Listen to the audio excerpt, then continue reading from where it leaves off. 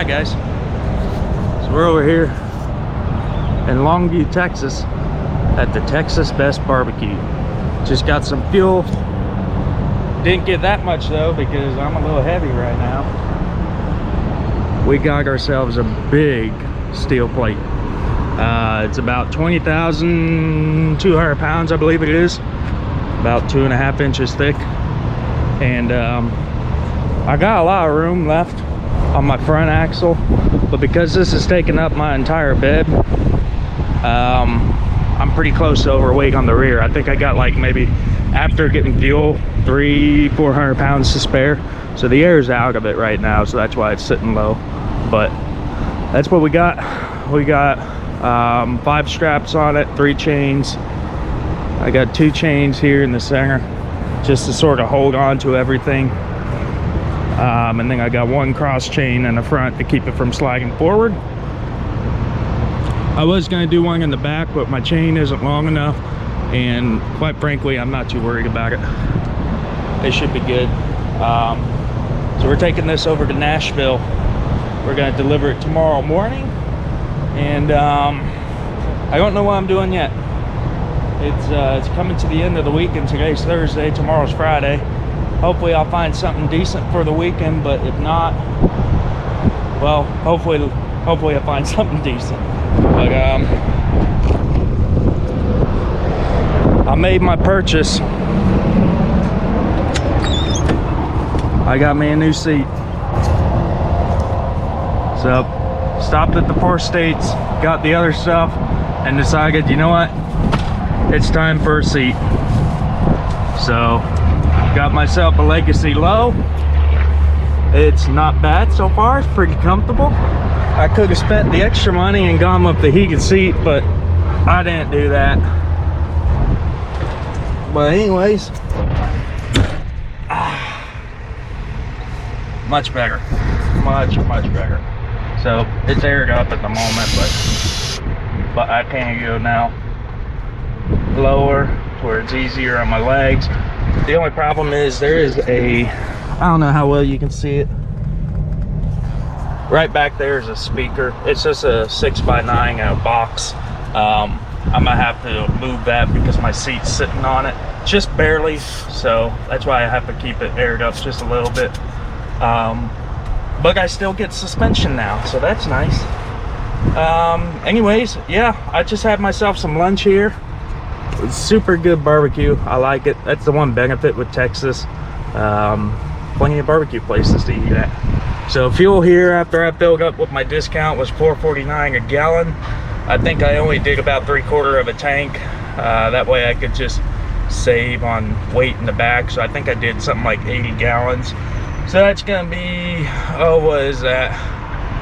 80 gallons. I'm probably looking at 620 pounds extra. That's probably an extra 200 pounds on the rear, maybe 100 pounds on the rear.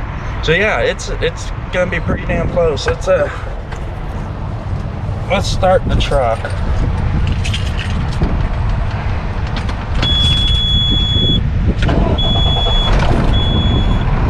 Get it aired up, see where we're at.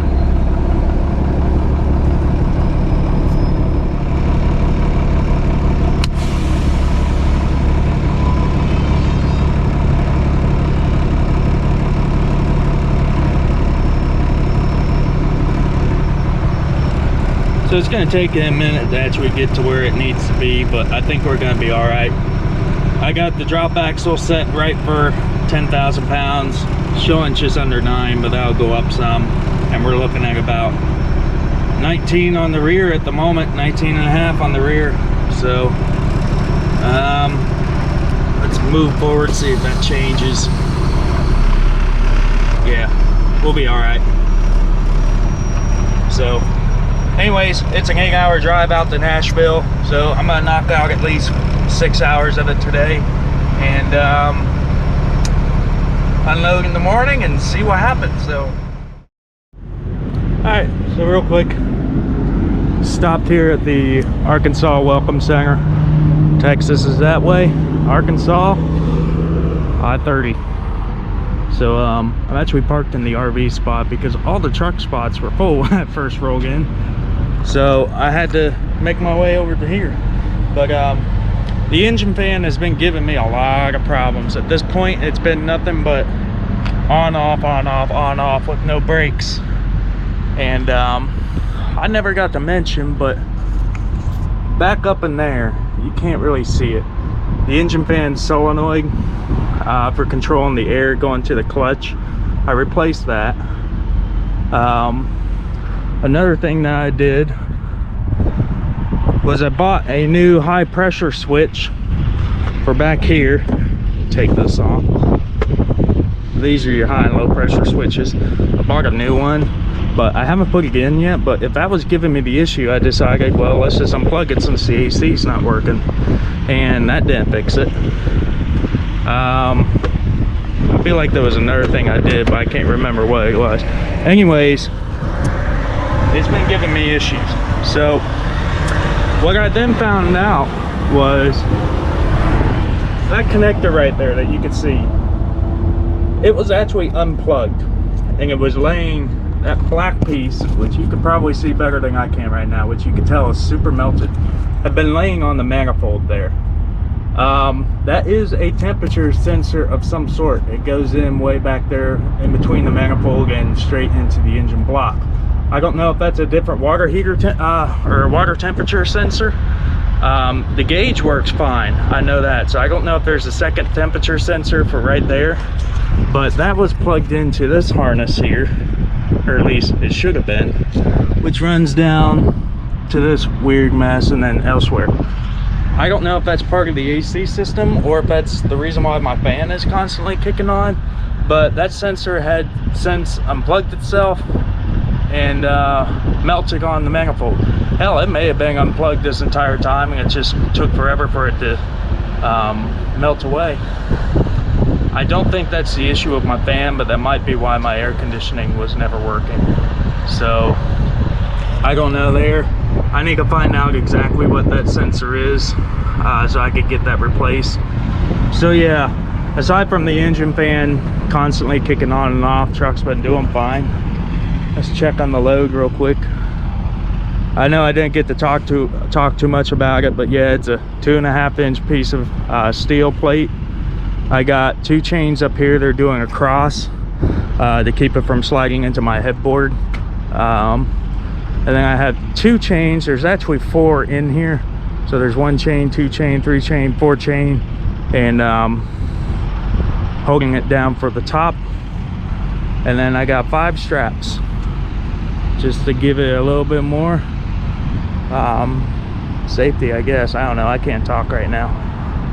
But yeah, it's 96 inches wide, so it's pretty much taking up my entire bed. But it's doing good. Truck's riding nice and smooth.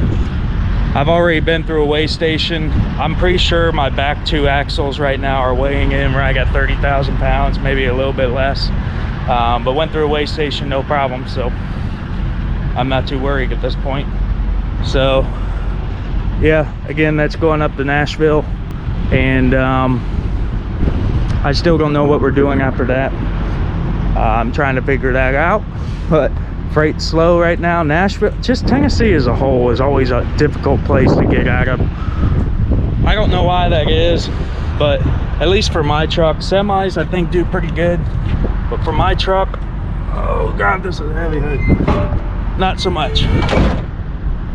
So anyways, I wanted to see if I could figure something out with the engine fan. At least I found something wrong, so that at least makes me feel good that way. But anyways, I'm gonna get a move on. Again, if you didn't catch yesterday's video, there's a link in the description for 10% off on Trucker Path subscriptions.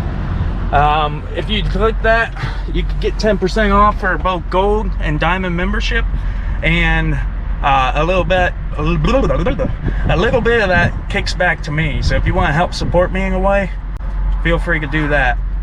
Trucker Path is a great app. I'm not just saying that, it's something I use every day. Good for finding where to park and truck navigating if you're going that route. So yeah, that's in there in the description. Other than that, I'm gonna get move on, and I will talk to you guys later. Thanks for watching.